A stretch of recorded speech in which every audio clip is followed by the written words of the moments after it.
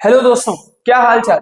आज का हमारा जो डायग्राम वाला चैप्टर है वो कौन सा है? हमारा हेरिडिटी। जैसे तुमने पता है हमने बायो में सारे इंपॉर्टेंट डायग्राम्स की एक सीरीज शुरू की है जिसमें हम 2 चैप्टर पहले ही निपटा चुके हैं। आज हमारा तीसरा चैप्टर कौन सा है बच्चों?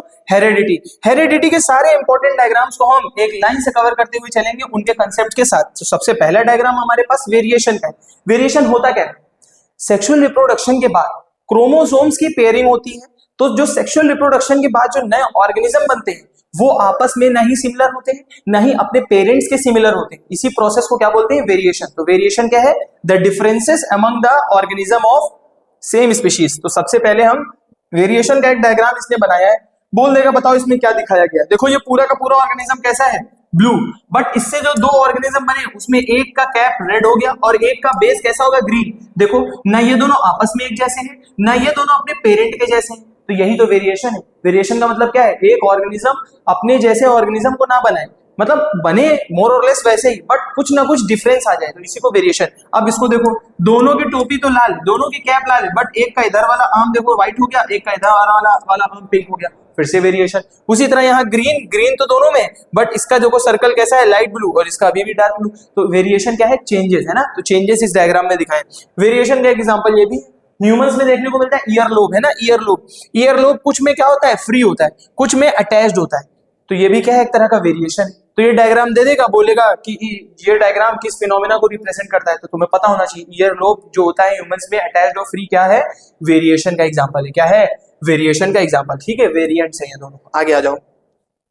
अब जो भी मेंडल ने एक्सपेरिमेंट किए थे उसमें इनहेरिटेंस दिखाया गया है। इनहेरिटेंस मेंडल के 2 ही है। एक है क्या है? Monohybrid cross. मोनोहाइब्रिड क्रॉस में मेंडल ने क्या किया था? एक पेयर ऑफ कैरेक्टर को लिया था। मोनोहाइब्रिड क्रॉस में क्या लिया है? एक पेयर ऑफ कैरेक्टर। और डाई हाइब्रिड क्रॉस में क्या लिया है?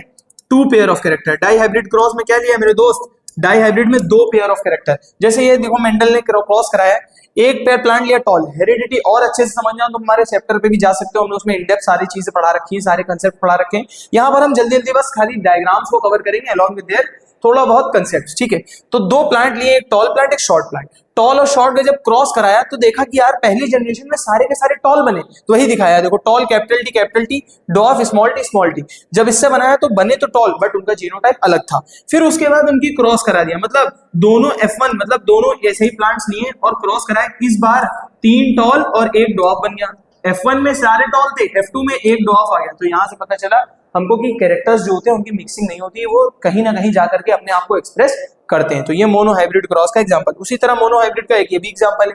देखो यहाँ पर्पल फ्लावर है और यहाँ पर व्हाइट फ्लावर है। यहाँ पर कैसा फ्लावर है? व्हाइट। मान लो पर्पल को कैपिटल P से बताया है और व्हाइट को स्मॉल p से बताया है।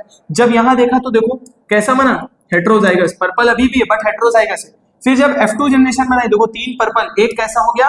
व्हाइट। एक कैसा है? स्मॉल p और 3 कैसे हैं? Capital P small p। तो यहां से हमको पता चला मोनोहाइब्रिड क्रॉस। तो F1 में सारे के सारे डोमिनेंट मिलेंगे और F2 में 3 डोमिनेंट मिलेंगे, एक रिसेसिव मिलेगा। आगे आ जाओ।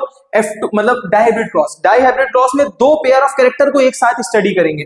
जैसे यहाँ देखो इन्होंने क्या लिया है? राउंड और ग्रीन सीड एक पेयर ऑफ कैरेक्टर, रिंकल्ड और येलो सीड एक पेयर ऑफ कैरेक्टर। ठीक है, राउंड और ग्रीन पूरा का पूरा डोमिनेंट है और रिंकल्ड और येलो पूरा का पूरा क्या है?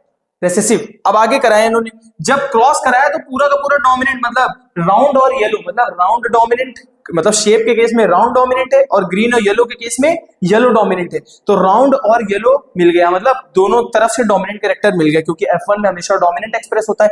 अब जब इसकी सेल्फिंग कराई तो हमको 16 अलग अलग तरह के ऑर्गेनिज्म मिले। याद कर लो, मोनोहाइब्रिड में F2 में 4 मिलते हैं, बट डाई हाइब्रिड में F2 में उसका स्क्वायर हो जाता है, मतलब 4 के कितने हो जाते हैं? 16। ठीक है, तो 16 पेयर ऑफ कैरेक्टर्स मिले। उसमें से 16 में से फिनोटिपिक रेशियो क्या था? याद करो मेरे लाल, क्या था? 9:3:3:1। ये 9 क्या होता है? पूरा का पूरा डोमिनेंट। पूरा का पूरा डोमिनेंट मतलब ये वाला राउंड और येलो। ये दोनों कैसे होते हैं? रेसेसिव, मतलब एक बार राउंड के साथ ग्रीन, एक बार रिंकल्ड के साथ येलो, और ये वाला पूरा का पूरा रेसेसिव, मतलब राउंड और रिंकल्ड और येलो। तो इस तरह से हमने डाइहाइब्रिड क्रॉस को भी देख लिया। लास्ट हमारे पास बचता है क्या? Sex determination in human beings. Human beings में सेक्स कैसे डिटरमाइन होता है बेबी का? तो बेसिकली क्या होता है? ह्यूमन मेल के पास क्या होता है? ह्यूमन मेल जो होता है, मेल को बनाते हैं ऐसे। ठीक है, मेल के पास क्या होता है? क्रोमोसोम X और Y।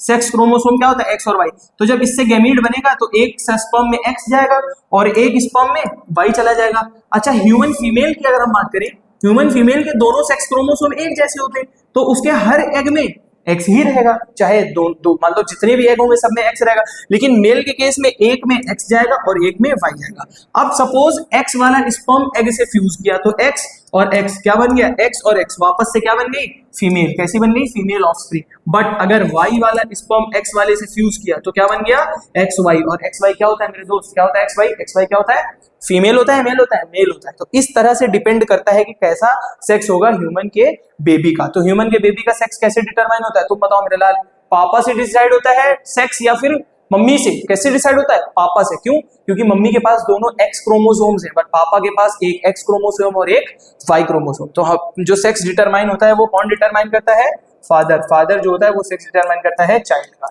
बोलो यार, फादर जो होता है वो चाइल्ड का सेक्स डिटरमाइन करता है। इस तरह से हमने इस चैप्टर के सारे डायग्राम्स को निपटा दिया। तो बच्चों बने रहो हमारे साथ, चैनल को सब्सक्राइब करो, अपने दोस्तों के साथ शेयर करो, और कमेंट्स में कोई भी प्रॉब्लम हो तो do let us know in the comments. Thank you very much.